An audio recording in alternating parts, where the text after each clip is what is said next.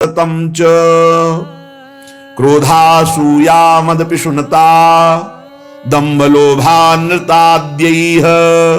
वृंदाटव्या विरह भयतो रक्षतम न्यून भावान् राधा कृष्णौ निज करुणया सर्वतो रक्षतम माम रक्षतम रक्षतम। मेरी रक्षा करो, रक्षा करो। किससे? बोले इस बुद्धि रूपी राक्षसी से। इसने विषम, दिखते सुंदर हैं भोग, लेकिन बहुत कटु दुखदायक है, विषम है, फंसा दिया इस बुद्धि ने, बहुत दुष्ट है। ये राक्षसी है बुद्धि। जब तक प्रभु के चिंतन में नहीं लगती तब तक ये आसुरी बुद्धि बनी रहती है।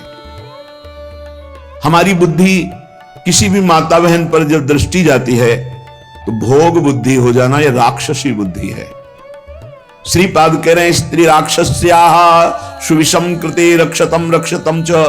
रक्षा करो, रक्षा करो, हे राधा कृष्ण हमारी रक्षा करो। ये बुद्धि माताओं बहनों के प्रति राक्षसी भाव को प्राप्त हो रही।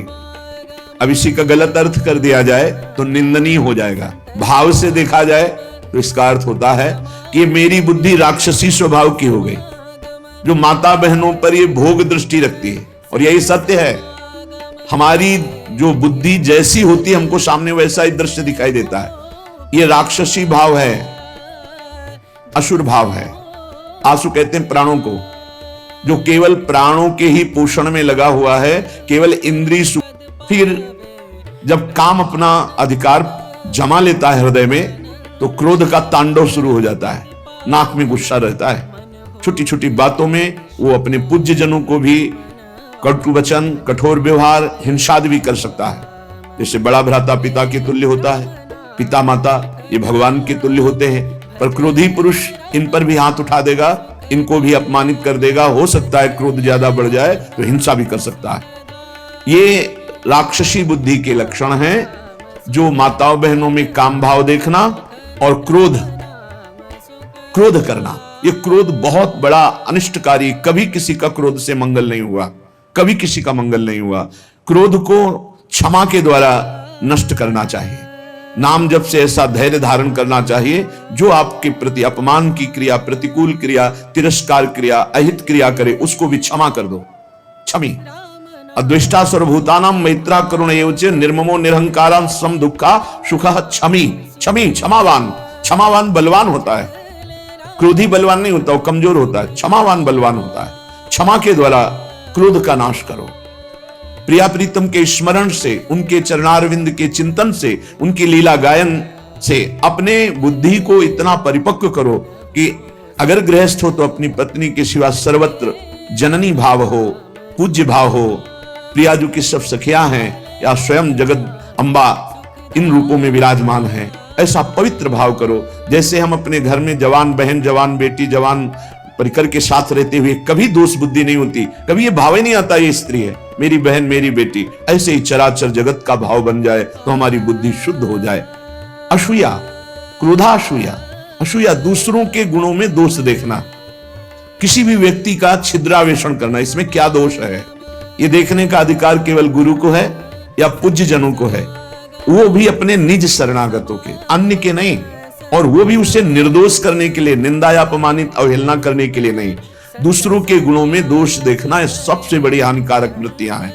ये जो वर्णन की जा रही है, माता बहनों में काम भाव और क्रोध भाव और दूसरों के गुणों में दोष देखना और मद। किसी भी प्राकृतिक वस्तु को लेकर के जो अहम वृत्ति प्रकट होती है उसे मद कहते हैं। ये मद नष्ट करने वाला होता है। जब मद होता है तो उसे कुछ सुहाई नहीं देता है। क्या करना चाहिए, क्या नहीं करना चाहिए, ऐसा अहंकारी पुरुष निर्णय नहीं कर सकता। वो तो पवित्र बुद्धि वाला निर्णय करता है। इसलिए अहंकार सर्वथा त्याज्य है, क्योंकि ये समस्त संस्कृति का मूल और दुख ही इससे प्राप्त होता है। जैसे क्रोध से हानि ही होती है, दूसरों के दोष देखने से अपने पुण्य ही नष्ट होते हैं, ऐसे अहंकार करने से नाश ही होता है, पतन ही होता है। और पिशुनता, दूसरे की चुगली करना, ये भगवत मार्ग में बहुत हानिकारक बात है। ये सुना ऐसा ऐसा ऐसा, और बड़े खुशी हो रहे हैं दूसरे की न्यूनता का वर्णन करके, दोषों का वर्णन करके, चुगली वर्णन करना। पिशुनता, दूसरे की बात किसी दूसरे से करना। और दंभ, जो तुम्हारे जीवन में है नहीं उसे दिखावा मत करो। जो हृदय में है, जो वाणी में है, वही आचरण में होना चाहिए। अगर तीनों का मिलान नहीं होता तो उसे दंभ कहते हैं। वाणी से कुछ और, हृदय में कुछ और, आचरण में कुछ और, उसे दंभी पुरुष कहते हैं। जिसका वचन एक, मन एक, आचरण एक, उसे संत कहते हैं, उसे भगवत भाव वाला महाभागवत कहते हैं। लोभा अनृताद्य, लोभ, धन का लोभ, नाना प्रकार के विषयों का लोभ, ये अगर मिटाना है तो नाम जप करना होगा। नाम जपने का जितना लोभ बढ़ाओगे तो ये और सब लोभ हट जाएंगे। लोभ पास जेहि गल न बंधाया, सो नर तुम समान रघुराया।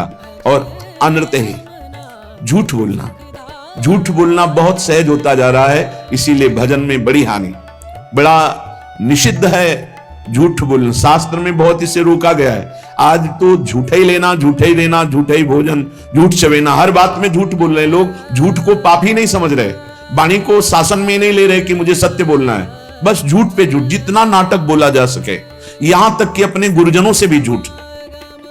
अब इससे ज्यादा क्या होगा? संसार में एक जगह ऐसी है जहां झूठ वैसे तो कहीं नहीं बोलना चाहिए, पर किसी भी कारण से गुरुदेव से तो बोलना ही नहीं चाहिए। अगर गुरुदेव से झूठ बोला तो गुरु से कपट, मित्र से चोरी, या हो निर्धन या हो कोढ़ी। इस जन्म में नहीं तो अगले जन्म में तुम्हें कुष्ठ रोग होगा, गलित कुष्ठ होगा। गुरुदेव से अनृत बोलना, कपट करना, छल छुपाव करना, चलो इस जन्म में नहीं तो कल्याण तो नहीं होगा, मोक्ष को तो प्राप्त होगे ही नहीं, अगला जन्म जरूर कुष्ठी बनोगे। शरीर पीड़ा से युक्त, मन खिन्न, नाना प्रकार की विपत्तियां घेर लेती हैं, बड़ी अव्यवस्थाएं, तब उस जीव को लगता है मृत्यु हो जाए तो अच्छा। तो क्या होगा? मृत्यु हो जाने पर तुम कोई सुविधा में पहुंच जाओगे क्या? भारी दुख।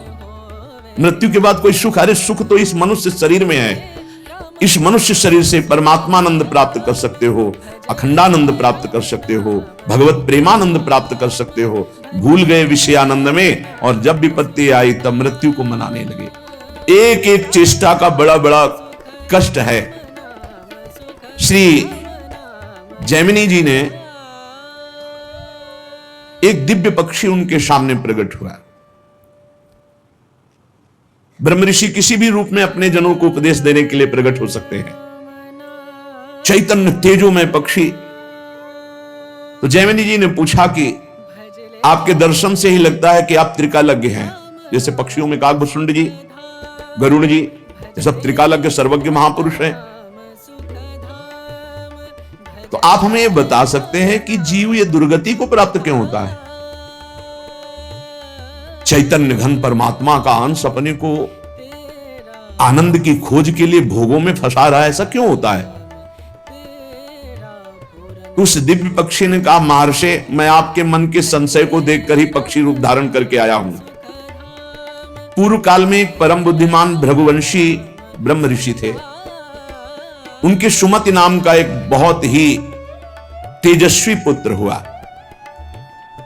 जब वो बड़ा होने लगा तो वो शांत और जड़वत पागल, कुछ नहीं बोलना, एक शब्द नहीं बोलना। जब उपनयन संस्कार यज्ञोपवीत हुआ, ब्रह्म ऋषियों में होता है, तो पिता ने कहा, सुमते, आज तक मैंने तुमसे कुछ नहीं कहा, लेकिन अब तुमको गायत्री अध्ययन, मंत्र अनुष्ठान, वेदाध्ययन ये सब करना होगा। भिक्षान्न से शरीर पोषण करो, गुरुकुल में वास करो, वेदों का अध्ययन करो, गायत्री अनुष्ठान करो, पूर्ण ब्रह्मचर्य, ब्रह्म तेज संपन्न हो, फिर गृहस्थाश्रम में प्रवेश करो और उत्तम धर्म का अनुष्ठान करके भगवत प्राप्ति करो। मनुष्य जीवन का यही लक्ष्य है। प्रथम चरण जिंदगी का जिसका ब्रह्मचर्य से जाता है, पूरा जीवन आनंदमय होता है। आज ऐसी दुर्दशा हो रही है कुसंग से, कुछ मोबाइल का कुसंग, कुछ बच्चों का ऐसा कुसंग कि क्रम बाय क्रम ये रोग फैलता चला जा रहा है। ब्रह्मचर्यहीनता, ब्रह्मचर्य का त्याग, सर्वतो भावेन ब्रह्मचर्य का नाश ही आज के बच्चे सुख मान रहे। जब प्रथम नींव ही गलत हो गई तो महल कैसे खड़ा होगा? फिर जिंदगी अशांत। नए नए बच्चे आते हैं डिप्रेशन में और कहते हैं कि मैं अपने शरीर को नष्ट करना चाहता हूं, अब मेरी जीने की इच्छा नहीं रह गई क्योंकि मेरे में उत्साह नष्ट हो गया। हर समय हम डिप्रेशन में रहते। पहला आश्रम ब्रह्मचर्य आश्रम है सबका पहला आश्रम ब्रह्मचर्य। फिर जो गृहस्थ, वानप्रस्थ संन्यास या ब्रह्मचर्य सीधे संन्यास। बेटा तुम इन नियमों का पालन करो, तो तुम्हें ब्रह्म की प्राप्ति होगी। कौन सा सुख है जो तुमको बोलने नहीं देता? मैं तेज से बता रहा हूं कि तुम साधारण जीव नहीं हो जो हमारे पुत्र बने हो, तुम्हारे ब्रह्म तेज से, पर तुम पागल जैसे रहते हो, एक भी शब्द नहीं बोलते हो। जैसे जड़ भरत जी हार गए, पिता पधार गए, लेकिन कभी गायत्री कभी उच्चारण नहीं किया, संपूर्ण ब्रह्म ज्ञान उनको प्राप्त। जब अनेक बार कहा तो सुमति जी कुछ नहीं बोले। पिता ने स्नेहवश फिर कहा, बेटा तुम छल मत करो, मुझे पता है तुम बोल सकते हो और तुम ज्ञानी महात्मा हो, मुझे पता है तुम्हारा तेज ऐसा है, तुम पागल नहीं हो। जब बार बार कहा तब सुमति ने हंस दिया और उसका, पिताजी ये जो आप उपदेश कर रहे हैं ये बहुत बार बहुत जन्मों में कर चुका हूं। मैं उस तत्व को प्राप्त हो चुका हूं जिसके जानने के बाद कुछ जानना बाकी नहीं रहता। इसीलिए मैं जड़वत पागल आचरण करता हूं कि आप हमको ये ना समझ पाए कि मैं आपका पुत्र बहुत विद्वान या बहुत ज्ञानी हूं। जो आप उपदेश कर रहे हैं बहुत जन्म अनुष्ठान कर चुका हूं,